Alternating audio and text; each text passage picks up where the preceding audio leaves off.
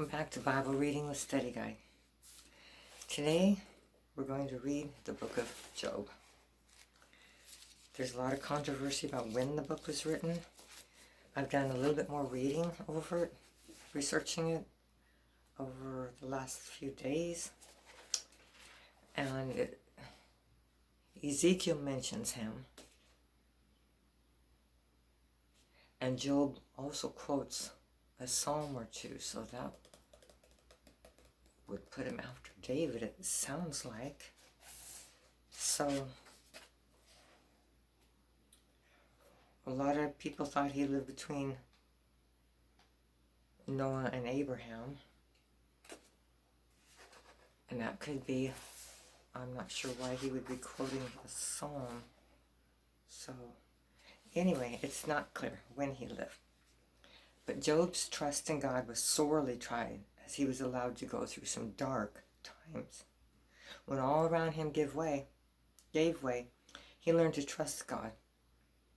Since the time of Job is uncertain, for the study it is placed after the known history. What is fairly certain is he probably lived, at least according to some, between Noah and Abraham, but that again is not clear. Job is mentioned also in James 5:11 in the New Testament. And of course, like I said, in Ezekiel 14. It's a poetic book in its original form, so that's why it's placed with the poetic books, with Psalms and Proverbs and all of that. So that's kind of the background of him. We do know where he lived, in the land of Uz. You can look that up on a Bible map. If you go to the online version, in the upper bar there's study helps, and part of it is maps. So you can go to that and find out where this land of Uz was. Okay, let's get started. And his name, it looks like Job, but it's pronounced Job. Okay. Job 1. There was a man in the land of Uz whose name was Job, and that man was blameless and upright, and one who feared God and shunned evil. And 7 sons and 3 daughters were born to him. Also his possessions were 7,000 sheep,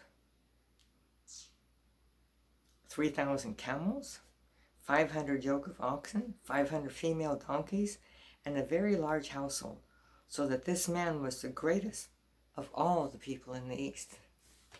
Wow. And his sons would go and feast in their houses, each on his appointed day. I wonder what that means. Could that be a birthday? I don't know. And would send and invite their 3 sisters to eat and drink with them. So it was, when the days of feasting had run their course, that Job would send and sanctify them, and he would rise early in the morning and offer burnt offering according to the number of them all.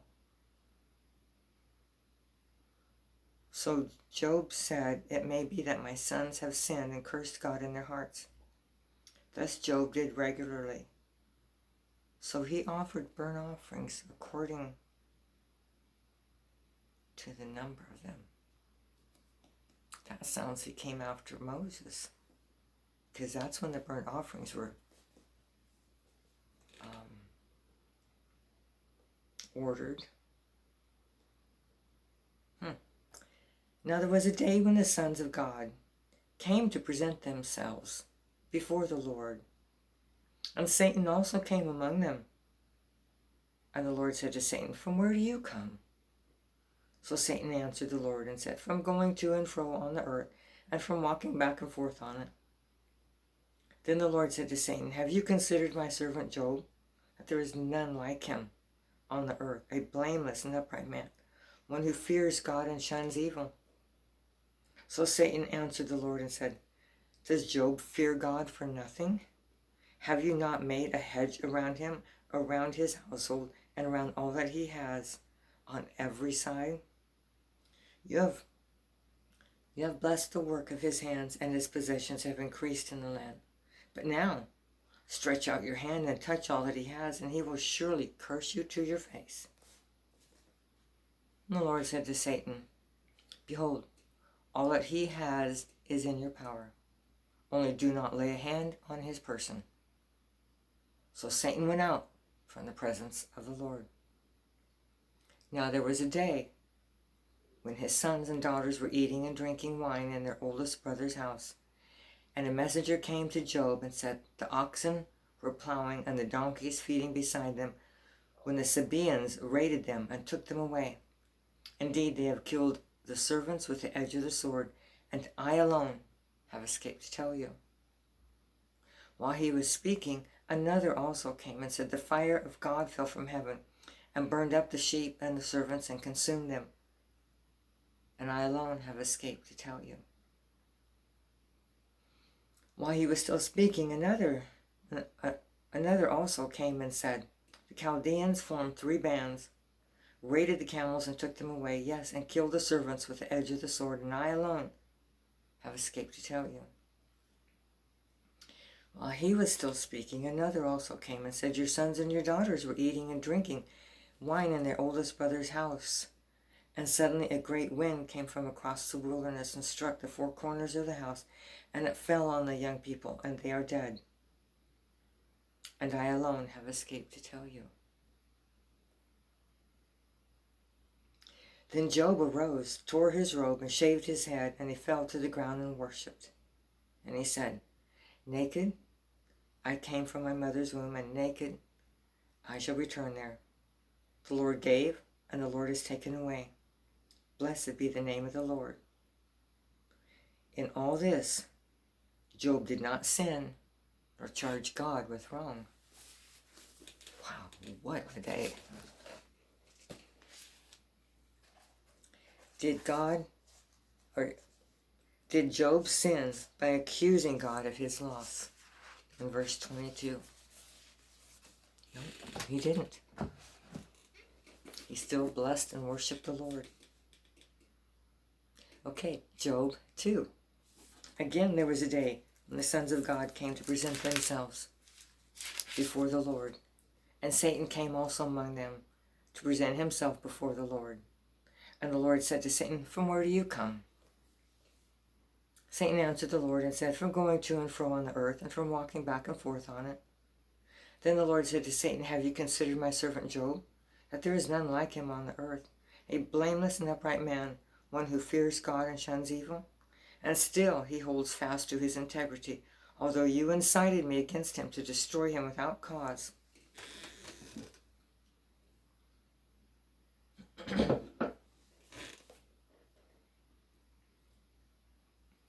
So Satan answered the Lord and said, "Skin for skin. Yes, all that a man has he will give for his life. But stretch out your hand now and touch his bone and his flesh, and he will surely curse you to your face." And the Lord said to Satan, "Behold, he is in your hand, but spare his life." So Satan went out from the presence of the Lord and struck Job with painful boils from the sole of his foot to the crown of his head. And he took for himself a potsherd with which to scrape himself while he sat in the midst of the ashes. Then his wife said to him, "Do you still hold fast to your integrity? Curse God and die." But he said to her, "You speak as one of the foolish women speaks. Shall we indeed accept good from God, and shall we not accept adversity?" In all this, Job did not sin with his lips. That's something to remember in Job 2:10. Okay. Now when Job's 3 friends heard of all his adversity that had come upon him, each one came from his own place. Eliphaz the Temanite, Bildad the Shuhite, and Zophar the Naamathite, for they had made an appointment together to come and mourn with him and to comfort him. These areas I did look up, and they were like way south Israel into maybe Saudi Arabia and that general area. Some of them were actually Edomites, so that would be down in that area.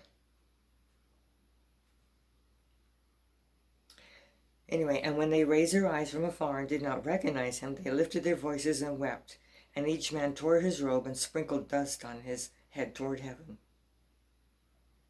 So they sat down with him on the ground 7 days and 7 nights, and no one spoke a word to him, for they saw that his grief was very great. Sometimes it's best not to say anything, isn't it? When his health was gone, what did Job's wife want him to do? In verse 9. She wanted him to curse God and die. Job 3. After this, Job opened his mouth and cursed the day of his birth. And Job spoke and said, "May the day perish on which I was born, and the night in which it was said, a male child is conceived. May that day be darkness. May God above not seek it, nor the light shine upon it. May darkness and the shadow of death claim it. May a cloud settle on it. May the blackness of the day terrify it. As for the night, may darkness seize it. May it not rejoice among the days of the year. May it not come into the number of the months. Oh, may that night be barren. May no joyful shout come into it. May those curse it who curse today, those who are ready to arouse Leviathan. May the stars of its morning be dark. May it look for light but have none, and not see the dawning of the day, because it did not shut up the doors of my mother's womb, nor hide sorrow from my eyes. Why did I not die at birth? Why did I not perish when I came from the womb? Why did the knees receive me, or why the breast that I should nurse? For now I would have lain still and been quiet. I would have been asleep. Then I would have been at rest. With kings and counselors of the earth who built ruins for themselves, or with princes who had gold, who filled their houses with silver. Or why was I not hidden like a stillborn child, like infants who never saw light? There the wicked cease from troubling, and there the weary are at rest. There the prisoners rest, they do not hear the voice of the oppressor. The small and great are there, the servant is free from his master. Why is light given to him who is in misery, and life to the bitter of soul, who long for death but it does not come, and search for it before more than hidden treasures, who rejoice exceedingly and are glad when they can find the grave? Why is light given to a man whose way is hidden and whom God has hedged in? For my sighing comes before I eat, and my groanings pour out like water. For the thing I greatly feared has come upon me, and what I dreaded has happened to me. I am not at ease, nor am I quiet. I have no rest, for trouble comes." All right, he has finally spoken, and he is regretting the day that he died. How did Job feel about his life? Okay, we just said that, right? You can find the exact words in those verses. Wow. But it would be very difficult to lose absolutely everything, especially if you had a lot to lose. Wow. Okay, Job 4. Then Eliphaz, the Temanite, answered him and said, "If one attempts a word with you, will you become weary? But who can withhold himself from speaking? Surely you have instructed many, and you have strengthened weak hands. Your words have upheld him who was stumbling, and you have strengthened the feeble knees. But now it comes upon you, and you are weary. It touches you, and you are troubled. Is not your reverence your confidence, and the integrity of your ways your hope? Remember now, whoever perished being innocent, or where were the upright ever cut off? Even as I have seen those who plow iniquity and sow trouble reap the same. By the blast of God they perish, and by the breath of his anger they are consumed. The roaring of the lion, the voice of the fierce lion, and the teeth of the young lions are broken. The old lion perishes for lack of prey, and the cubs of the lioness are scattered. Now a word was secretly brought to me, and my ear received a whisper of it, and disquieting thoughts from the visions of the night, when deep sleep falls on men. Fear came upon me and trembling, which made my bones shake. Then a spirit passed before my face. The hair on my body stood up. It stood still, but I could not discern its appearance. A form was before my eyes, and there was silence. Then I heard a voice saying, "Can a mortal be more righteous than God? Can a man be more pure than his Maker? If he puts no trust in his servants, if he charges his angels with error, how much more those who dwell in houses of clay, whose foundation is in the dust, who are crushed before a moth? They are broken in pieces from morning till evening. They perish forever with no one regarding. Does not their own excellence go away? They die even without wisdom. Okay, that was chapter 4. And there are no questions for chapter 4. I'll say this. So this is Eliphaz talking, and he continues to speak. In Job 5. Call out now. Is there anyone who will answer you? And to which of the holy ones will you turn? For wrath kills a foolish man, and envy slays a simple man. I have seen the foolish taking root, but suddenly I cursed his dwelling place. His sons are far from safety. They are crushed in the gate, and there is no deliverer, because the hungry eat up his harvest, taking it even from the thorns, and a snare snatches their substance. For affliction does not come from the dust, nor does trouble spring from the ground.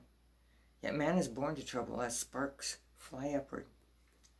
But as for me, I would seek God, and to God I would commit my cause, who does great things and unsearchable, marvelous things without number. He gives rain on the earth and sends waters on the fields. He sets on high those who are lowly, and those who mourn are lifted to safety. He frustrates the devices of the crafty so that their hands cannot carry out their plans. He catches the wise in their craftiness, and the counsel of the cunning comes quickly upon them. They meet with darkness in the daytime, and grope at noontime as at night. But he saves the needy from the sword, from the mouth of the mighty, and from their hand. So the poor have hope, and injustice shuts her mouth. Behold, happy is the man whom God corrects. Therefore do not despise the chastening of the Almighty, for he bruises, but he binds up. He wounds, but his hands make whole. He shall deliver you in 6 troubles. Yes, in 7 no evil shall touch you. In famine he shall redeem you from death, and in war from the power of the sword. You shall be hidden from the scourge of the tongue, and you shall not be afraid of destruction when it comes. You shall laugh at destruction and famine, and you shall not be afraid of the beasts of the earth.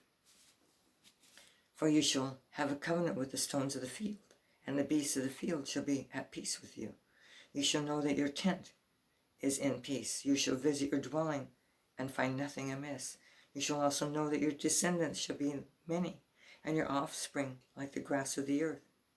And you shall come to the grave at a full age, as a sheaf of grain ripens in its season. Behold, this we have searched out. It is true. Hear it, and know for yourself. Okay, more advice from Eliphaz, right? Who did Eliphaz? I spelled that wrong. Say was a happy person. Who did he say was a happy person in verse 17? The man who God corrects. And correction, we know, is not pleasant. Nobody likes to be corrected. No child likes to be scolded. Or in the older days, spanked. No child likes to be corrected, and nobody does. But when God corrects, it's for good. All right, Job 6. Then Job answered and said, Oh, that my grief were fully weighed, and my calamity laid with it on the scales, for then it would be heavier than the sand of the sea. Therefore my words have been rash, for the arrows of the Almighty are within me. My spirit drinks in their poison. The terrors of God are arrayed against me. Does a wild donkey bray when it has grass, or does the ox low over its fodder? Can flavorless food be eaten without salt? Or is there any taste in the white of an egg? My soul refuses to touch them. They are as loathsome food to me. Oh, that I might have my request, that God would grant me the thing that I long for, that it would please God to crush me, that he would loose his hand and cut me off. then I would still have comfort. Though in anguish I would exult. He will not spare, for I have not concealed the words of the Holy One. What strength do I have that I should hope? What is my end that I should prolong my life? Is my strength the strength of stones? Or is my flesh bronze? Is my help not within me, and is success driven from me? To him who is afflicted, kindness should be shown by his friend, even though he forsakes the fear of the Almighty. My brothers have dealt deceitfully like a brook, like the streams of the brooks that pass away, which are dark because of the ice, and into which the snow vanishes. When it is warm, they cease to flow. When it is hot, they vanish from their place. The paths of their way turn aside. They go nowhere and perish. The caravans of Tema look. The travelers of Sheba hope for them. And they are disappointed because they were confident. They come there and are confused. For now you are nothing. You see terror and are afraid. Did I ever say, bring something to me? Or offer bribe for me from your wealth? Or deliver me from the enemy's hand? Or redeem me from the hand of the oppressors? Teach me, and I will hold my tongue. Cause me to understand wherein I have erred. How forceful are right words. But what does your arguing prove? Do you intend to rebuke my words? The speeches of a desperate one which are as wind? Yes, you overwhelm the fatherless, and you undermine your friend. Now therefore be pleased to look at me, for I would never lie to your face. Yield now, let there be no injustice. Yes, concede, my righteousness still stands. Is there injustice on my tongue? Cannot my taste discern the unsavory? Okay, so Job's speaking back. He's answering. And there was no questions for chapter 6. So, okay. Job 7. Is there not a time of hard service for man on earth? Are not his days also like the days of a hired man? Like a servant who earnestly desires a shade, and like a hired man who eagerly looks for his wages? So I have allotted months of futility, and wearisome nights have been appointed to me. When I lie down, I say, when shall I rise, and the night be ended? For I have had my fill of tossing till dawn. My flesh is caked with worms and dust. My skin is cracked and breaks out afresh. My days are swifter than a weaver's shuttle, and are spent without hope. Oh, remember that my life is a breath. I will never again see good. The eye of him who sees me will see me no more. While your eyes are upon me, I shall no longer be. As the clouds disappear and vanishes away, so he who goes down to the grave does not come up again. He shall never return to his house, nor shall his place know him any more. Therefore I will not restrain my mouth. I will speak in the anguish of my spirit. I will complain in the bitterness of my soul.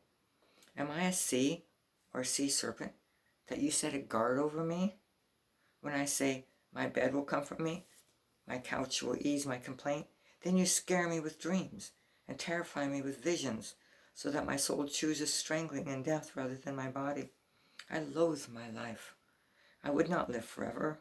Let me alone, for my days are but a breath.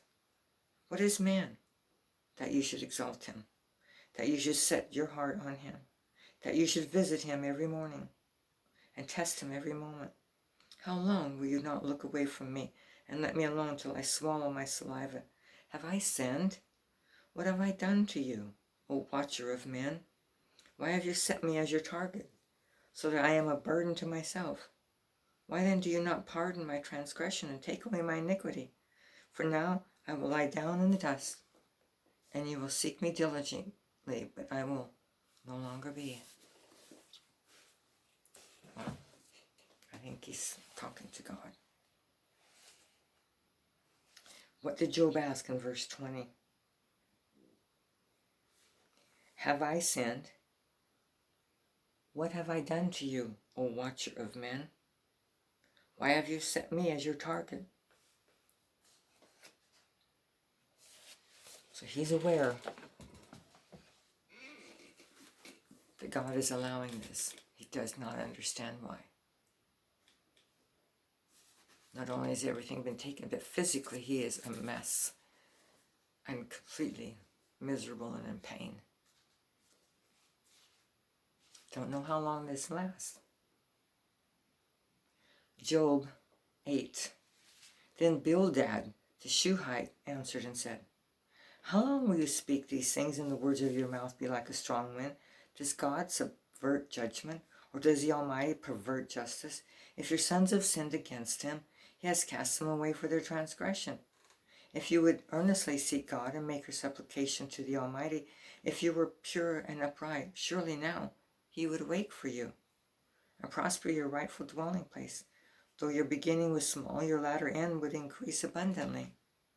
For inquire, please, of the former age, and consider the things discovered by their fathers. For you were born yesterday and know nothing.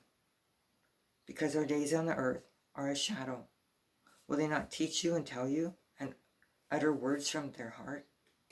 Can the papyrus grow up without a marsh? Can the reeds flourish without water? While it is yet green and not cut down, it withers before any other plant. So are the paths of all who forget God, and the hope of the hypocrite shall perish, whose confidence shall be cut off, and whose trust is a spider's web, very fragile. He leans on his house, but it does not stand. He holds it fast, but it does not endure. He grows green in the sun, and his branches spread out in his garden. His roots wrap around the rock heap and look for a place in the stones. If he is destroyed from his place, then it will deny him, saying, I have not seen you. Behold, this is the joy of his way, and out of the earth others will grow. Behold, God will not cast away the blameless, nor will he uphold the evildoers. He will yet fill your mouth with laughing, and your lips with rejoicing. Those who hate you will be clothed with shame, and the dwelling place of the wicked will come to nothing.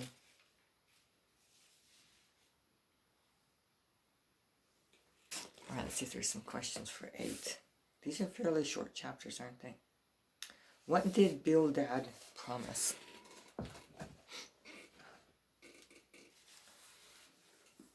In verse, 21.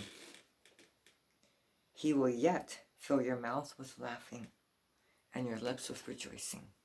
So he's saying blessing is still going to come. All right, Job 9. Then Job answered and said, truly, I know it is so, but how can a man be righteous before God? If one wished to contend with him, he could not answer him one time out of 1,000. God is wise in heart and mighty in strength.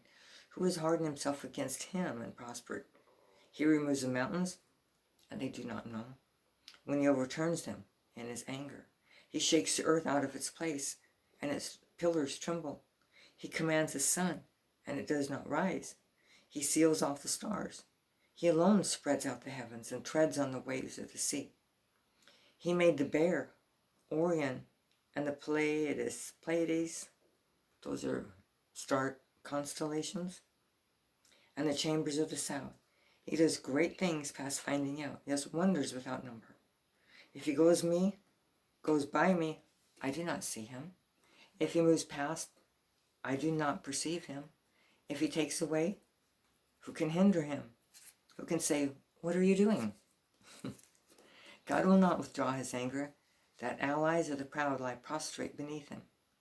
How then can I answer him, and choose my words to reason with him? For though I were righteous, I could not answer him. I would beg mercy of my judge. If I called and he answered me, I would not believe that he was listening to my voice. For he crushes me with a tempest and multiplies my wounds without cause. He will not allow me to catch my breath, but fills me with bitterness. If it is a matter of strength, indeed he is strong. If of justice, who will appoint my day in court? Though I were righteous, my own mouth would condemn me. Though I were blameless, it would prove me perverse. I am blameless, yet I do not know myself. I despise my life. It is all one thing. Therefore I say, He destroys the blameless and the wicked. If the scourge slays suddenly, he laughs at the plight of the innocent. The earth is given into the hand of the wicked. He covers the faces of its judges. If it is not he, who else could it be? Now my days are swifter than a runner. They flee away. They see no good. They pass by like swift ships, like an eagle swooping up on its prey. Life does move fast, doesn't it? If I say I will forget my complaint, I will put off my sad face and wear a smile. I am afraid of all my sufferings. I know that you will not hold me innocent. If I am condemned, why then do I labor in vain? If I wash myself with snow water and cleanse my hands with soap, yet you will plunge me into the pit, and my own clothes will abhor me. For he is not a man as I am, that I may answer him, that we should go to court together. Nor is there any mediator between us, who may lay his hand on both us. Let him take his rod away from me, and do not let dread of him terrify me. Then I would speak and not fear him, but it is not so with me. Okay, let's see if there's any questions for chapter 9. Was there a mediator for Job during the Old Testament time in verse 33? There is no mediator between God and him. He recognizes that. But in the New Testament, it mentions a mediator. Who is that mediator? We need to go to 1 Timothy 2:5. That's towards the end of the New Testament.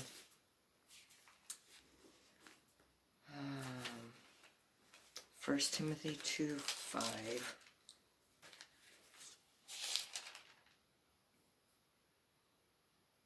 For there is one God and one mediator between God and man, the man, Christ Jesus. He's our mediator, right? Oops, I need my Bible back. All right, we will go on one more. Job 10.